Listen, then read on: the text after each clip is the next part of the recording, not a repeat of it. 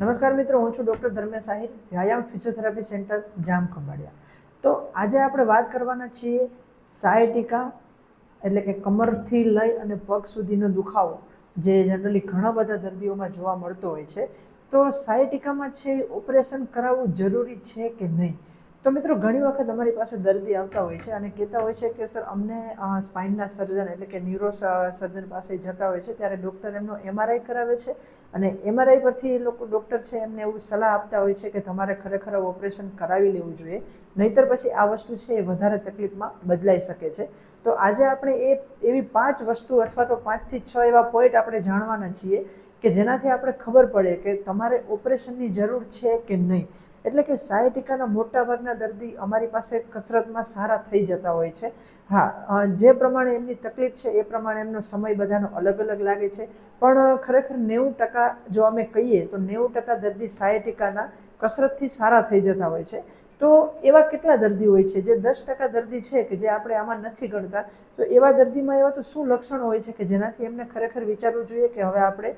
Operation તરફ આગળ વધવું જોઈએ? તો હવે એ આપણે ખાસ લક્ષણો જાણવાના છીએ. અને જો તમને પણ એવા કોઈ લક્ષણો હોય અથવા તો તમને એ લક્ષણો ના હોય તો તમારે કોઈ પણ સલાહ જોતી હોય અથવા તો તમારે કસરત દ્વારા સાયટિકાને મટાડવું હોય તો નીચે દર્શાવેલા કોન્ટેક્ટ નંબર ઉપર તમે મેસેજ કરી શકો છો અને તમારી અપોઇન્ટમેન્ટ બુક કરી શકો છો. અથવા તો કોઈ પણ તમારે કન્સલ્ટેશન લેવું હોય, ઓનલાઈન કન્સલ્ટેશન, તો પણ તમે નીચે આપેલા મોબાઈલ નંબર ઉપર પહેલાં વોટ્સએપ મેસેજ કરી અને તમે તમારો સ્લોટ બુક કરાવી શકો છો. તો આજે આપણે હવે જાણીશું કે સાયટિકાના એવા અમુક નિશાનીઓ, એવી અમુક સાઇન કે જેનાથી તમને ખબર પડે કે ખરેખર હવે તમારે ઓપરેશન તરફ આગળ વધવું જોઈએ. પહેલી સાઇન છે પગમાં ઝડપથી વધતી જતી નબળાઈ. એટલે કે જો તમને વર્ષોથી સાયટિકા છે, 4-5 વર્ષથી સાયટિકા છે, અથવા તો જો તરત જ તમને મતલબ 1-2 મહિનામાં તમને જો સાયટિકા જેવા લક્ષણો દેખાય છે અને કમરનો દુખાવો કદાચ વધારે હોય કે ના હોય, પણ જો તમને એવું લાગે છે કે તમારા પગમાં છે અચાનકથી નબળાઈ આવવા માંડી છે, એટલે કે દુખાવાની સાથે સાથે તમને હવે ચાલવામાં તકલીફ પડે છે, તમને બેસીને ઊભું થવામાં તકલીફ પડે છે, અથવા તો તમને એવું લાગે છે કે પગમાં છે પહેલાં જેવી તાકાત નથી રહી, હાલતા ચાલતા ક્યારેક આમ ઠેસ લાગી જાય છે, પગ છે એ ઝડપથી ઉપડતો નથી, તમે ફટાફટ ચાલવાની ટ્રાય કરો છો પણ એક પગ કમ્પ્લીટ ચાલે છે અને બીજો પગ છે એ એટલો ઝડપથી ઉપડી નથી શકતો. તો આ એક એવી નિશાની હોઈ શકે છે કે તમારી નસ છે ખૂબ જ વધારે દબાઈ છે અને તમારે છે ઓપરેશન તરફ આગળ વધવું જોઈએ. બીજી નિશાની છે પેશાબ અથવા તો સંડાસમાં તકલીફ પડવી. એટલે કે જો તમને એવું લાગે છે કે સાયટિકા એટલે કે કમર અને પગના દુખાવા સાથે સાથે હવે પેશાબ પણ વારંવાર જવું પડે છે, અથવા તો પેશાબનો કંટ્રોલ થોડો ગુમાવી રહ્યા છો, અથવા તો શૌચ કરવા જ્યારે તમે જાઓ છો ત્યારે તમારો કંટ્રોલ નથી હોતો, અથવા તો ક્યારેક છે એ કંટ્રોલ વગર તમારું શૌચ નીકળી જાય છે. જો આવી કોઈ પણ તકલીફ ધીમે ધીમે તમને સ્ટાર્ટ થાય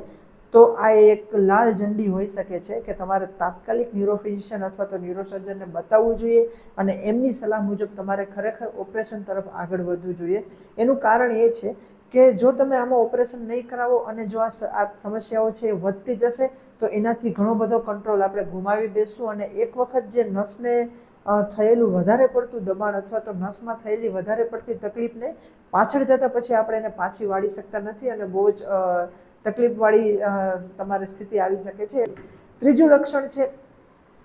જે સાથળની વચ્ચેનો ભાગ છે આપણો કમરથી નીચે એ જગ્યામાં શૂન્ય થઈ જવું. એટલે કે ઘણી વખત એવું લાગે છે કે આમ સંડાસ કે પેશાબમાં કોઈ તકલીફ નથી, પણ જે બંને સાથળની વચ્ચે જે આપણો અગત્યનો જે ભાગ છે ત્યાં તમને ખાલી ચડી જતી હોય છે, અથવા તો તમને એવું લાગે કે ત્યાં કંઈ ખબર નથી પડતી. એટલે કે પહેલાં નોર્મલ હતું, પછી ધીમે ધીમે ખાલી વધતી ગઈ અને હવે તો ત્યાં કોઈ ચીટલો ભરે છે અથવા તો કોઈ જોરથી દબાવે છે, અથવા તો તમે બેઠા છો, અહીંયાથી ઊભા થાવ છો, ચેર ઉપર બેસો છો તો તમને કંઈ પણ એ વિસ્તારમાં ખબર નથી પડતી. એટલે કે ટોટલી શૂન પડી ગયો છે એ વિસ્તાર. તો એ પણ એક છે એ જાગૃત થવા જેવી એક સમસ્યા કહી શકાય કે તમારે તાત્કાલિક જાગૃત થઈ જવું જોઈએ. અને જેમ મેં કીધું એ રીતે કે નસના ડૉક્ટર હોય તો તેમની સલાહ લેવી જોઈએ, અથવા તો જો તમે પહેલાં સલાહ લઈ લીધી છે અને ડૉક્ટરે તમને ઓપરેશનનું કીધું છે પણ તમે બીકના કારણે ઓપરેશનનું કોઈ નક્કી નથી કરી રહ્યા, તો જો તમને આ લક્ષણ દેખાય તો તમારે તાત્કાલિક વિચારવું જોઈએ અને સારી જગ્યાએ ઓપરેશન કરાવવું જોઈએ. પછી આવશે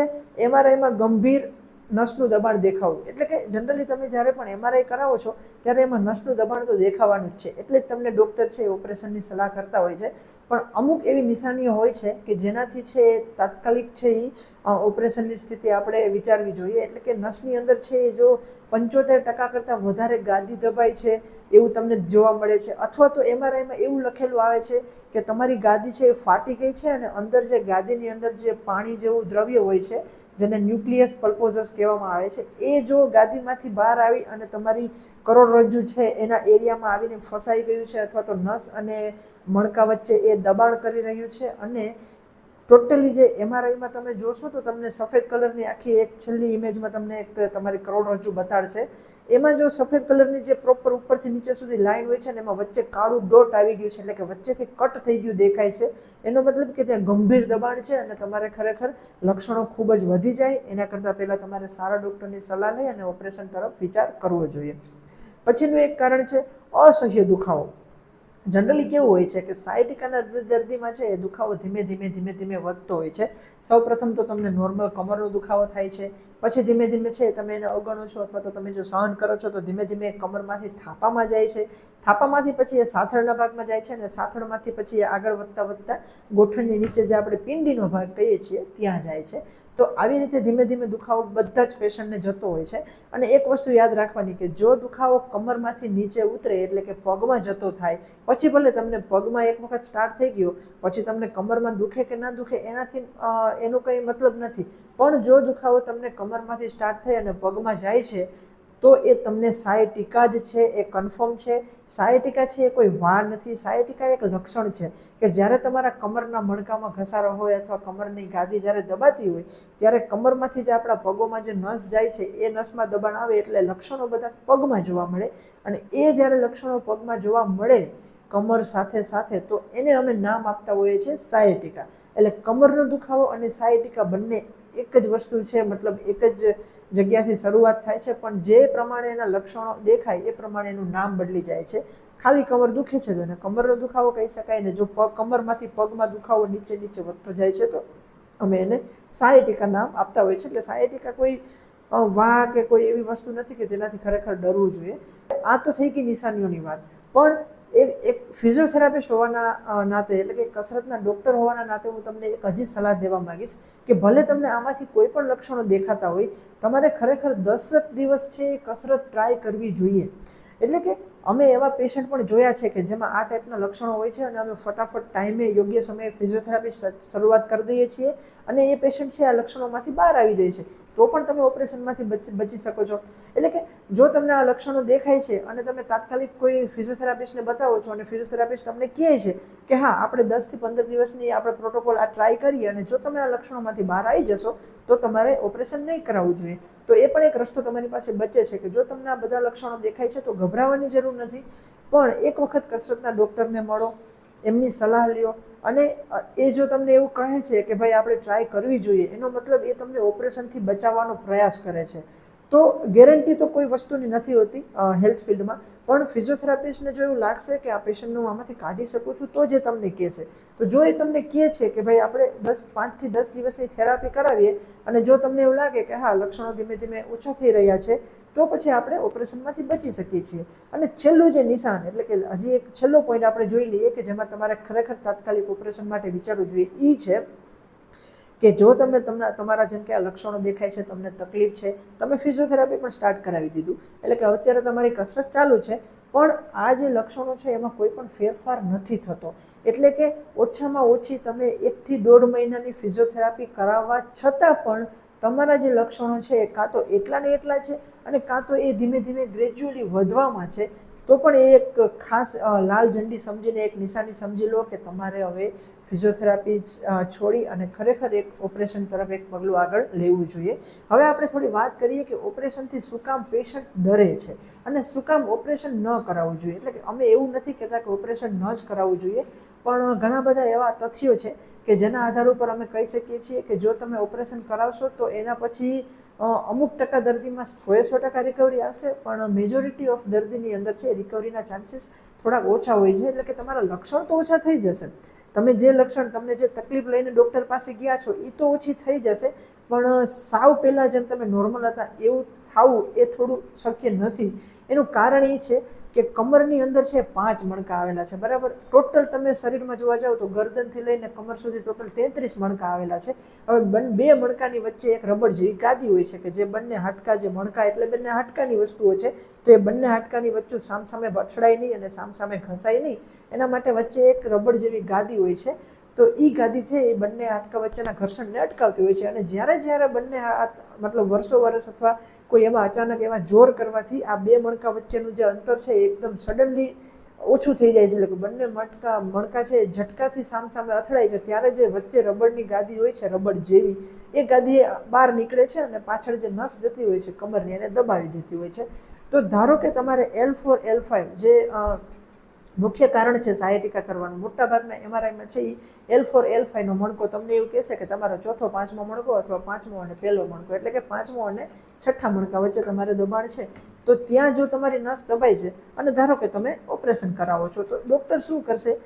જે જરૂરી હશે એ પ્રમાણે એનો ઓપરેશનનો આખો પ્રોટોકોલ હોય છે કે જો જરૂર પડશે તો એ લોકો ગાદીનો એ જે બહાર નીકળેલો કટકો છે એને કાપી અને ફરીથી એને ફિટ કરી દેશે, અથવા તો જરૂર પડશે તો અહીંયા એ લોકો સ્ક્રૂ મારશે અને રોડ મારશે જો બહુ જ વધારે ગાદી ખરાબ થઈ હોય તો. અને સાવ છેલ્લું આપણે જોવા જઈએ તો કદાચ ગાદી આખી પણ બદલવી પડે, એટલે કે જે ઓરિજિનલ ગાદી છે એ સાવ ખરાબ થઈ ગઈ છે તો એને કાઢીને ત્યાં ડુપ્લિકેટ ગાદી પણ બેસાડી શકે છે. પણ એ થયું તમારું જે તકલીફ છે, જેમ કે તમારી L4 L5માં તકલીફ છે તો એ મણકાની વાત થઈ, બરાબર. પણ એની ઉપર એટલા મણકા છે, એની નીચે એટલા મણકા છે, તો આજે તમે ઓપરેશન કરાવી અને એ ગાદીને તો તમે કાઢી લીધી અથવા તો એ ગાદીને તમે અંદર સેટ કરી દીધી કે જે તમારી નસને દબાવતી હતી, પણ એની ઉપરવાળી ગાદીનું શું, એની નીચેવાળી ગાદીનું શું? તકલીફ તમે સમજો છો કે તકલીફ કેના લીધે થાય છે કે જે કમરના સ્નાયુ નબળા થઈ ગયા છે, આપણા પેટના સ્નાયુ નબળા થઈ ગયા છે, અને આપણું જે કામ છે એ એટલું મહેનતવાળું છે કે કમરના મણકા ઉપર કન્ટિન્યુઅસ એટલું વજન આવે છે, તો એ બધું વજન આવે છે એના કારણે તમારી ગાદીઓ બહાર જાય છે. હવે તમે એક ગાદીને કદાચ જે ભાગ વધારે બહાર આવી ગયો તો એને કદાચ તમે અંદર સેટ કરી દીધું ઓપરેશન કરીને, અથવા તો તમે એને કટ કરી નાખી, તો આજ નહીં તો 2 મહિના પછી એની ઉપરવાળી ગાદી ખસી જશે, તો ફરીથી તમને તો હતું એને તકલીફ આવશે. અથવા તો 5 મણકા છે, 5 મણકામાં એવું તો ભાગ્યે જ બને છે કે એક જ ગાદી દબાતી હોય, બીજી બધી નોર્મલ હોય. ના, જ્યારે તકલીફ વધારે થઈ હોય ત્યારે એ ગાદીએ તમને વધારે લક્ષણ દીધા હોય, પણ ઉપરની અને નીચેની ગાદી પણ થોડી થોડી તો દબાતી જ હોય. તો જો તમે મુખ્ય ગાદી છે એને તમે ઓપરેશનથી પ્રોપર સેટ કરી દીધી, તો એની ઉપરવાળી ગાદી જે જરા તરા દબાતી હતી એના લક્ષણો તો ચાલુ જ રાખશે, બરાબર. એટલે ઓપરેશન પછી ઘણા બધા દર્દીઓ છે ડરતા એટલે હોય છે કે ઓપરેશન પછીના જે રિવ્યૂ છે થોડાક સારા નથી. ભવિષ્યમાં કદાચ એડવાન્સ આવી જશે મેડિકલ સુવિધાઓ કે જેમાં એ લોકો બધી રીતે બધું પ્રોપર સેટ કરી શકશે અને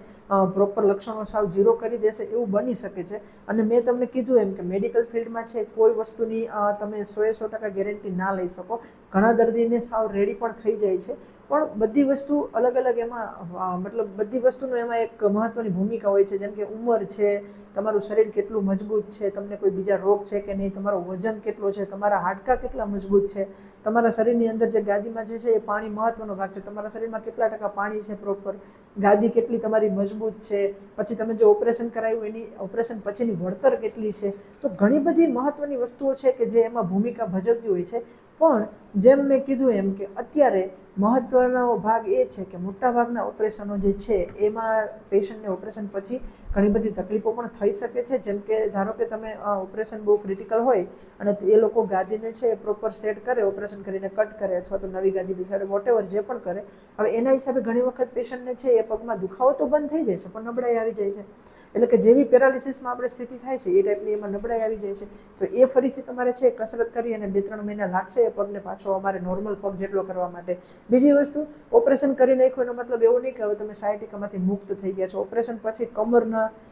પેટના બધા સ્નાયુને મજબૂત કરવા પડશે, કેમ કે મુખ્ય કારણ તો એ જ હતું સ્નાયુની નબળાઈ, તો એ ફરીથી અમારે મજબૂત કરવા પડશે. એટલે કે ઓપરેશન કરાવીને તમે સાવ પ્રોપર છૂટા થઈ ગયા, તમે રેડી થઈ ગયા એવું નહીં થાય. ઘણી બધી વસ્તુ ઓપરેશન પહેલાં પણ જરૂરી છે, ઓપરેશન પછી પણ જરૂરી છે. પણ આ એક અવેરનેસ વિડીયો મેં એટલે બનાવ્યો કે મારા ઘણા દર્દીઓ છે મને પૂછતા હોય છે કે સર અમને ડૉક્ટરે MRIના રિપોર્ટ જોઈને ઓપરેશનનું કીધું છે પણ અમને ડર લાગે છે, અમે તમારી સલાહ લેવા માગીએ છીએ કે ખરેખર અમારે ઓપરેશન કરાવવું જોઈએ કે નહીં. તો હું એમને આ 5 થી 7 પોઈન્ટ જે મેં તમને વિડીયોમાં બતાવ્યા એ એમને સમજાવું છું કે જો તમને આ તકલીફો થતી હોય આમાંથી બધી અથવા તો 1-2 તકલીફ જે ગંભીર છે એ જો તમને દેખાતી હોય તો તમારે ખરેખર ઓપરેશન તરફ આગળ વધવું જોઈએ. અને જો તમને આ તકલીફો ના દેખાતી હોય તો તમારે એક સારા એવા કસરતના ડૉક્ટરને પકડી એના ઉપર 100% ભરોસો રાખી અને 1 થી 1.5 મહિનો અથવા તો 2 મહિના તમારે ખરેખર કાયદેસર રીતે કસરત કરાવવી જોઈએ. સાથે સાથે ઘરે એવી કાળજી પણ રાખવી જોઈએ કે જેનાથી તમે કમરના દુખાવામાંથી કાયમી માટે મુક્ત થઈ શકો છો. ઘણા એવા દર્દી અમારે આ એરિયામાં જે મારી પાસે આવે છે કે સર હવે આ દુખાવો છે એ કાયમી માટે તો જવાનો જ નથી ને, મતલબ તમે એમ કહો છો કે તમારે આ આટલું કામ બંધ કરી દેવાનું, કમરમાંથી વળવાનું નહીં, પલાઠી નહીં વાળવાની, વજન નહીં ઉપાડવાનું, તો એમ શું અમારે હવે જિંદગીભર નહીં કરવાનું? ના, જ્યાં સુધી તમારી ગાદી બહાર નથી આવતી, મતલબ જે દબાણ કરે છે ત્યાંથી બહાર નથી આવી જતી, જ્યાં સુધી તમારા સ્નાયુ મજબૂત નથી થઈ શકતા ત્યાં સુધી જ ખાલી તમારે આ વસ્તુનું ધ્યાન રાખવાનું છે. પછી તમે તમારી નોર્મલ જિંદગી જીવી શકો છો, તમે ધારો એટલું વજન ઉપાડી શકો છો. શું એવું લાગે છે કે જે બધા જિમમાં જે આ મોટા મોટા જે એથ્લીટ હોય છે વજન ઉપાડતા હોય આટલું 100 કિલા, 150 કિલા, તો શું એમની ગાદી નહીં ખસતી હોય? અને શું એમની ગાદી એકવાર ખસી જાય છે તો પછી એ પાછું જીમ મૂકી દેતા હોય છે? એમની જે રમત છે, એથ્લીટ છે, બોડી બિલ્ડર છે, તો શું વજન ઉપાડવાનું મૂકી દેતા હોય છે? ના, એ લોકો પ્રોપર એની ટ્રીટમેન્ટ કરે છે, પ્રોપર કાળજી રાખે છે અને કમરને એટલી બધી મજબૂત કરી નાખે છે કે પછી કદાચ 100-150 કિલા વજન ઉપાડશે તો પણ એમની ગાદી નહીં ખસે, કેમ કે એમના સ્નાયુ, એમની નસો એટલી મજબૂત છે, એમના સ્નાયુ એટલા મજબૂત થઈ ગયા કે હવે એની જે નસો ઉપર દબાણ છે એ ન જાય. તો આ એક વિડીયો એક જાગૃતતા માટે હતો કે તમને પણ જો એવું લાગતું હોય કે તમને સાયટિકા છે અને તમને તકલીફ છે, તમારે ઓપરેશન કરાવવું જોઈએ કે ના કરાવવું જોઈએ, ડૉક્ટરે તમને ઓપરેશન કીધું છે પણ તમે ક્યાંકથી તમે સાંભળ્યું છે અથવા તમારા સગાવાલામાં કોઈ દર્દી ઉપર તમે જોયું છે કે ઓપરેશન સક્સેસફુલ નથી થતા અને તમારે નથી કરાવવું, તો તમે નીચે આપેલા નંબર ઉપર મેસેજ કરો, તમારો ઓનલાઈન સ્લોટ બુક કરાવો અને પછી હું તમને ઓનલાઈન કન્સલ્ટેશન આપીશ અથવા તો હું તમને ઓનલાઈન પણ સમજાવીશ. જો તમે દેવભૂમિ દ્વારકા જિલ્લાની આસપાસ રહ્યો છો તો જામખંભાળિયામાં મારું ક્લિનિક છે, તમે ત્યાં પણ આવીને મને પૂછી શકો છો, મારી સલાહ લઈ શકો છો. અને આપણે હંમેશા માટે કન્સલ્ટેશન